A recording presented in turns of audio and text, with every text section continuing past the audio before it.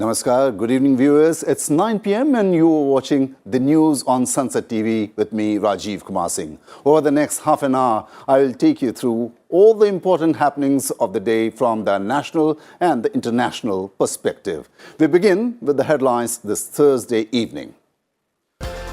Gujarat Assembly elections in two phases on December 1st and 5th. Results to be declared on December 8th, along with Himachal Pradesh. Voting concludes for by-elections to 7 assembly seats in 6 states. Results to be announced on November 6th. Don't spare the corrupt and do not be defensive, says Prime Minister to CVC and anti-corruption agencies at Vigilance Awareness Week program. RBI's Monetary Policy Committee finalizes a report to government on failure to keep inflation within stipulated limit. Retail inflation had exceeded 6% for 3 quarters in a row. Former Prime Minister Pakistan Imran Khan shot in the leg during his party PTI's long march in Pakistan. Attacker reportedly arrested.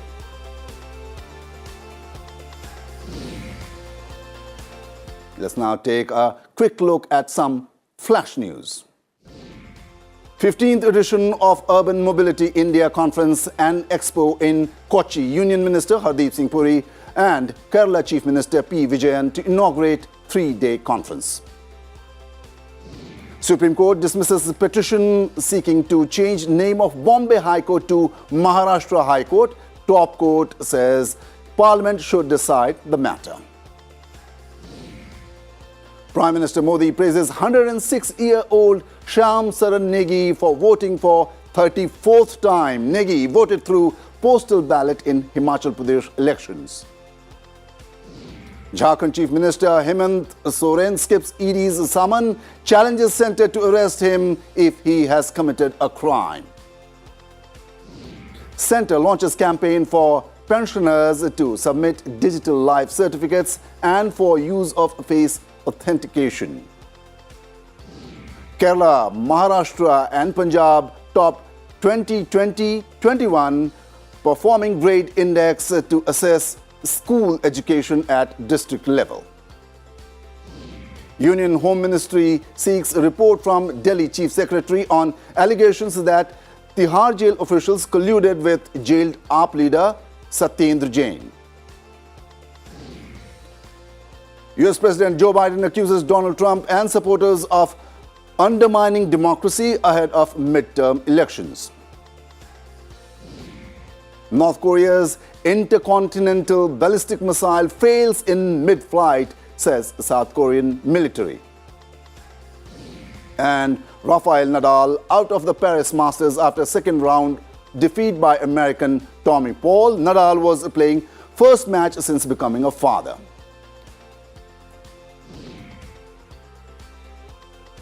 On to our top story. Voting for the assembly elections in Gujarat will be held in 2 phases on December 1st and 5th. The counting of votes will take place on December 8th, along with Himachal Pradesh.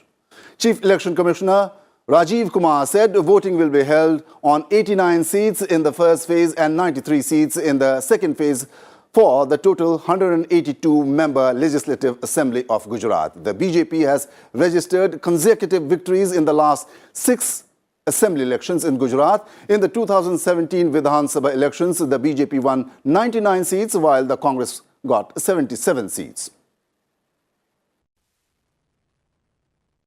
Scrutiny of nominations would be November 15th and 18th respectively.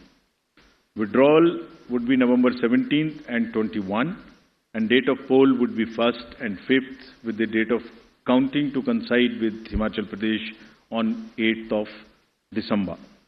And the entire process would be completed on 10th of December. So this is what is the schedule. On this occasion, the Chief Election Commissioner also answered questions about EVMs. Party किसी भी कारण से या जो भी candidate किसी भी कारण से वो सवाल उठाते रहे हैं, जब रिजल्ट आए तो उनको मालूम हुआ अरे ये तो सवाल मुझे नहीं उठाना चाहिए था, ये तो मेरे फेवर में ही रिजल्ट आ गया। हमारे पास इंस्टेंसेस हैं कि चुनाव शुरू होने से पहले लंबी लंबी चिट्ठियां आती हैं कि ईवीएम मशीन्स खराब हैं, इनको बदल दीजिए, तो वही ईवीएम मशीन उसी पार्टी को जिता देती है। फिर वो प्रश्न बंद हो जाते हैं, फिर वो रिजल्ट एक्सेप्ट हो जाता है। सो चुनाव आयोग की निष्पक्षता, चुनाव आयोग की धारणा, और मैं इसमें कहना चाहूंगा हमारे लिए नई बात नहीं है, ये एक लीगेसी है। Voting for the by-elections to 7 assembly seats in 6 states concluded on Thursday. The results will be announced on November 6th. The seats where the voting was held included Mokama and Gopalganj in Bihar, Andheri East in Maharashtra, Adampur in Haryana, Munugode in Telangana, Gokarnath in Uttar Pradesh, and Dhamnagar assembly constituencies in Odisha. Among the seats that went to the polls, BJP had 3, the Congress 2, and the Shiv Sena and RJD had 1 seat each. Organizations are taking action against corruption and the corrupt need not be defensive, said Prime Minister Modi at a function during the Vigilance Awareness Week of CVC in Delhi. The Prime Minister said it is necessary to create an environment in which every corrupt person is brought to the court of the people, because despite being jailed in corruption cases, corrupt people are sometimes glorified. He said, our job is to free the common people of the country from their troubles.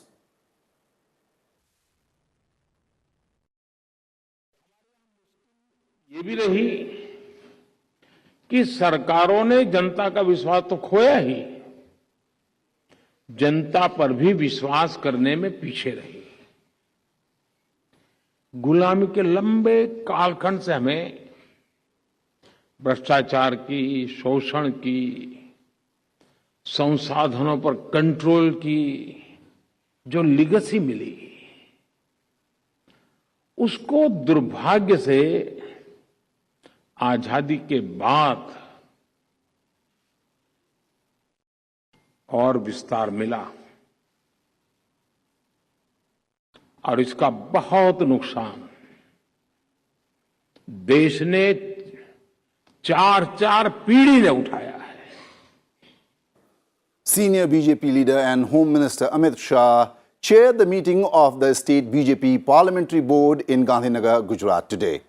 The 3-day meeting is deciding party candidates for the assembly elections. Candidates for 47 seats in 13 districts were finalized. Their names will be placed before the Central Parliamentary Board for final approval. Chief Minister Bhupendra Patel, BJP State President C.R. Patil, and members of the State Parliamentary Board attended the meeting.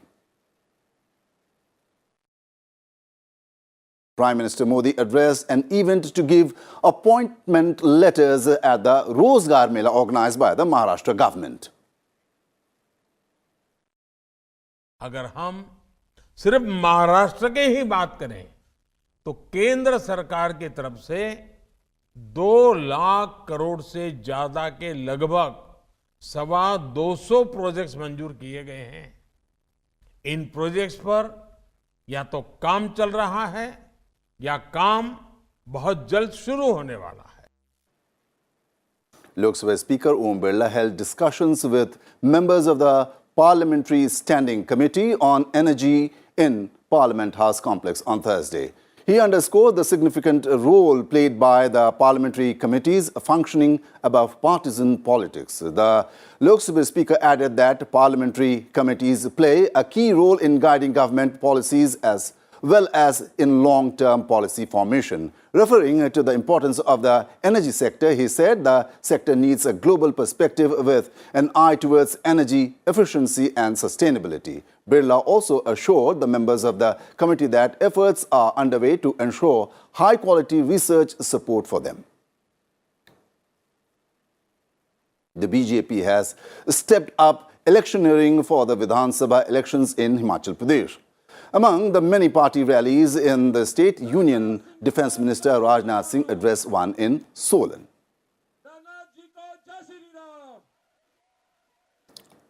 इंसान, सच्चा इंसान वही होता है जो कहे और करे। कथनी और करनी में अंतर नहीं होना चाहिए। और मैं कह सकता हूं आजाद भारत के राजनीतिक इतिहास में नेताओं की कथनी और करनी में, वर्ड्स और डीड्स में अंतर होने के कारण ही भारत की राजनीति और भारत के नेताओं पर से जनता का विश्वास पहले की अपेक्षा कम हुआ है. Finance Minister Nirmala Sitharaman on Thursday launched the sixth tranche of an auction for commercial coal mining in the presence of Union Coal Minister Prahlad Joshi. Calling it a landmark development, Finance Minister said 141 coal blocks were opened compared to 64 in the first tranche. 140 mines across 12 states have been covered in the auctions, including 72 explored and 69 partially explored mines. I think 11 states, in this case of the new policy, can directly benefit from today's auction because they are the ones who are going to be hosting these mines and they are the ones who are holding this wealth of the coal, and this auction is going to open up their capacities, and with them on board, 11 of them are going to be directly earning all the wealth which is going to come out of this auction. External Affairs Minister Dr. S. Jaishankar will be visiting Moscow on the November 7th at the invitation of the Russian government. MEA spokesperson Arindam Bagchi said Jaishankar will hold talks with Russian counterpart Sergei Lavrov on bilateral, regional and global issues. Pakistan. We have noted that the joint statement that was released following the visit of the Prime Minister of Pakistan to China contains several unwarranted references to the Indian Union Territory of Jammu and Kashmir. It also mentions projects under the so-called China-Pakistan Economic Corridor, the CPEC. We have consistently conveyed our protests and our concerns to China and Pakistan. CPEC includes projects on the sovereign territory of India that is under forcible and illegal external occupation. We resolutely reject any attempts to utilize such projects to change the status quo in the area. And now a look at other news from across the nation. President Draupadi Murmu visited the historic Kohima World War II Cemetery and paid homage to brave soldiers who made the supreme sacrifice while defending the nation. She also visited Kigwema, one of the oldest villages of the Angami tribe, and in an exhibition store that displayed traditional weaving and products of self-help groups.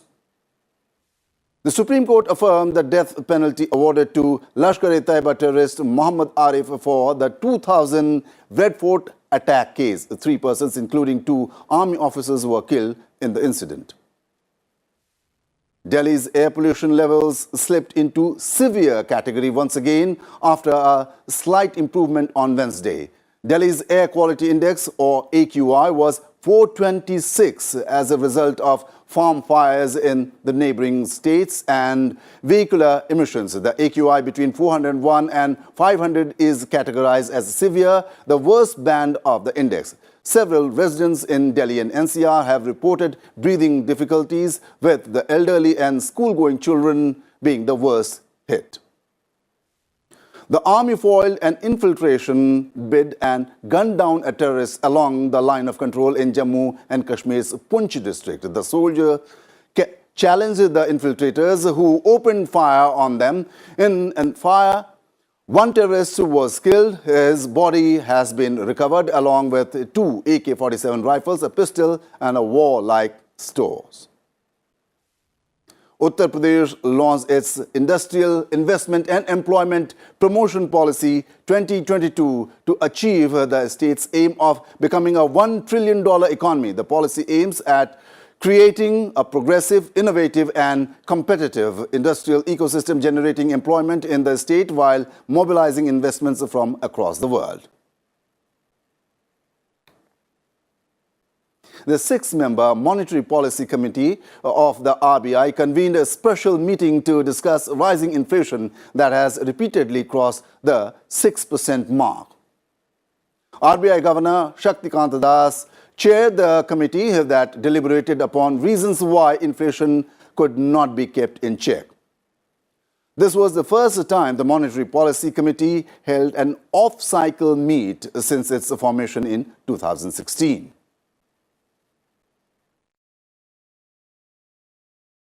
Time now for a short break in the bulletin. Lots more coming up on the other side. Do stay tuned.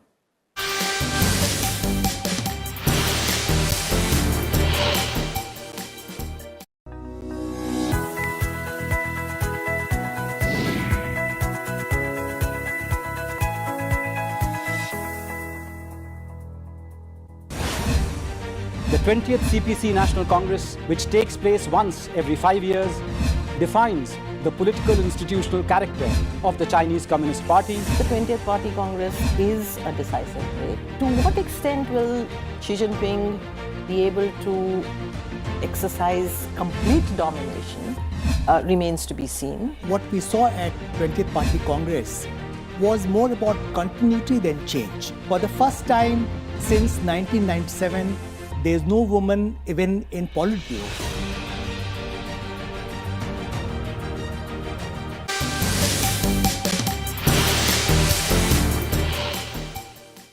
Welcome back. Let's take a look now at all the latest from the Russia-Ukraine war front.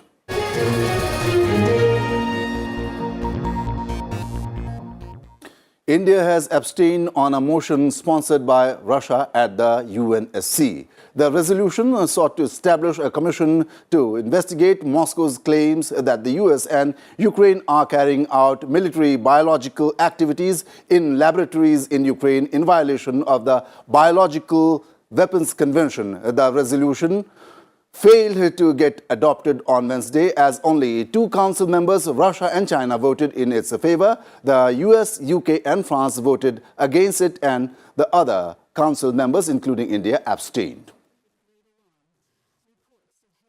The Kremlin said on Thursday that it had not committed to staying in the Black Sea grain deal, which has freed Ukraine's grain shipments from a Russian blockade of its Black Sea ports beyond its current expiry date of November 19th. Kremlin spokesperson Dmitry Peskov told reporters Russia still needed to assess whether the deal was working before deciding whether to extend its participation. The United Nations top official for refugees updated the Security Council on the refugee situation across the globe on Wednesday. UN High Commissioner for Refugees said in Ukraine alone, 14 million people have been displaced and face extreme challenges with the approaching winter months. He also sought to dispel statements that Europe is unable to cope with the crisis. The British ambassador to Moscow was summoned on Thursday over Russia's claim that British Navy personnel were involved in a Ukrainian drone attack on the country's Black Sea Fleet in Crimea. Ambassador Deborah Bronert arrived at the Foreign Ministry as a small crowd chanted anti-British slogans and held up placards reading, "Britain is a terrorist state." The ambassador was inside the ministry for around 30 minutes. Russian attacks were reported across large areas of Ukraine on Thursday, with heavy shelling in many regions damaging infrastructure, including electricity supplies to Europe's largest nuclear plant. The Zaporizhzhia nuclear power plant in southern Ukraine has again been disconnected from the power grid after Russian shelling damaged the remaining high-voltage lines, leaving it with just diesel generators. Elon Musk has given assurance to Ukraine that he will keep funding its access to a crucial satellite network, providing Kiev with key battlefield and humanitarian communications in its war with Russia. A senior Ukrainian government official said the SpaceX founder has said that he will continue to provide Starlink to Ukraine. Over 50 local leaders are in Russian captivity since war began on February 24th. According to the UN Human Rights Monitoring Mission in Ukraine, 407 forced disappearances and arbitrary arrests of civilians were recorded in areas seized by Russia. Most were civil servants, local councillors, civil activists and journalists. Spain's Foreign Minister Jose Alvarez visited Kiev on Wednesday to renew his country's support to Ukraine and witness the impact of war on civilian population. His visit coincided with the arrival of 30 ambulances donated by Spain. Alvarez said more help is on the way, including electric generators and extra military aid.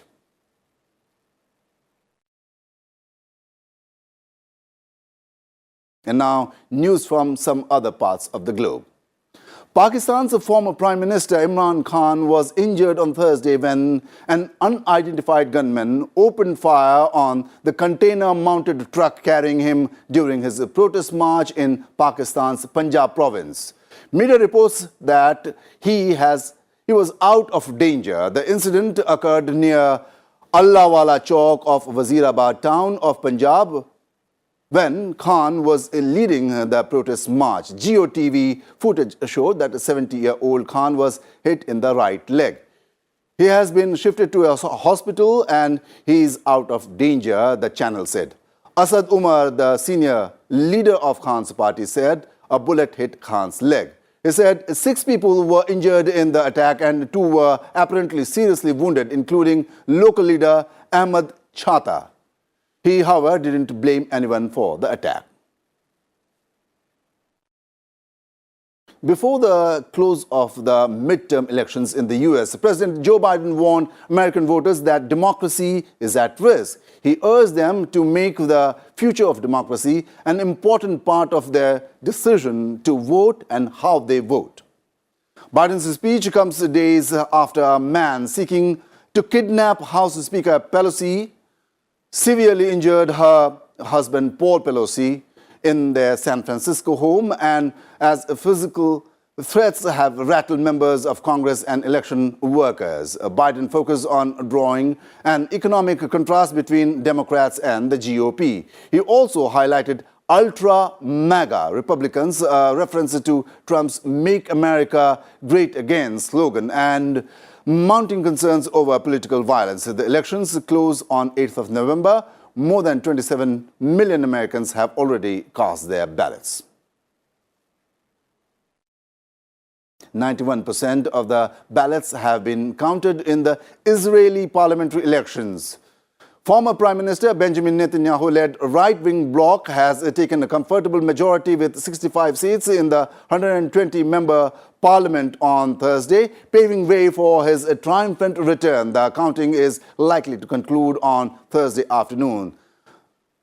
The Netanyahu coalition will consist of 65 members of Knesset, while the Lapid bloc will consist of 50 and Hadash Tal 5. The Netanyahu-led government would see a sharp drop in women in the coalition.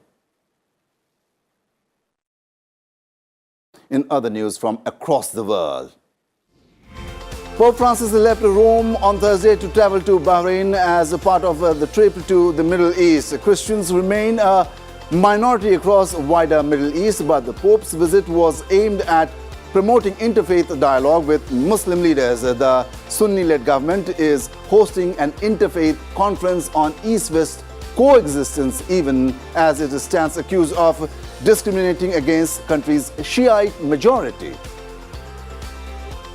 Queensland police announced a record $1 million reward to catch an Indian nurse who fled to India after allegedly murdering an Australian woman in 2018. 24-year-old Toya Cordingley was walking her dog on Wangeti Beach when she was killed. Rajvinder Singh, 38, who worked as a nurse in Innisfail, is the key person of interest. He fled the country 2 days after the murder, leaving behind his job, wife and 3 children in Australia. The reward is unique in that it is being offered for information that leads only to a suspect's location and arrest. German Chancellor Olaf Scholz welcomed Western Balkans leaders at Berlin's Chancellery on Thursday as a part of a revival of the so-called Berlin process, which his predecessor Angela Merkel put in motion. Western Balkans leaders are set to sign 3 agreements on mutual recognition of identity cards, university degrees and professional qualifications at the summit in Berlin, according to German government officials. Brazilian President Jair Bolsonaro, for the first time on Wednesday, asked the protesters blocking roads nationwide to lift blockades as demonstrations are restricting people's right to come and go and bringing losses to the economy. Protests erupted on Sunday after Bolsonaro's narrow loss to leftist Luiz Inácio Lula da Silva in a runoff presidential election on 30th of October. In a video posted on social media, Bolsonaro said he understood people's frustrations at the result of the election. A Soyuz spacecraft carrying a military satellite launched from Russia's northern cosmodrome in Plesetsk on Wednesday. According to the Russian Defense Ministry, the launch of the Soyuz 2.1B carrier rocket proceeded normally. The ministry said the satellite then entered into orbit successfully.